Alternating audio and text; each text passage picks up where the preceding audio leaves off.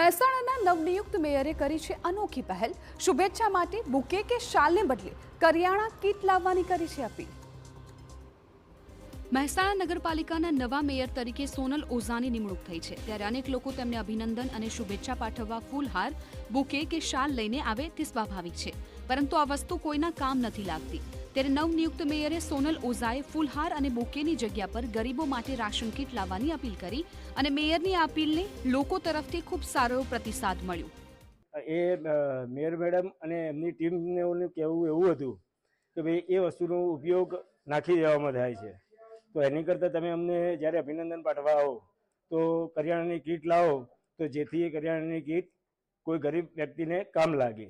તો સૌનો ખૂબ ખૂબ આભાર કે અમને આટલું માન આપ્યું છે અને એ બધાને ચોક્કસપણે ખાતરી અપાવું કે આ કીટ જો તમે લોકો અમને આપો છો તો એનું જ્યાં જરૂરિયાતમંદ પરિવાર છે ને ત્યાં વિતરણ કરવામાં આવશે।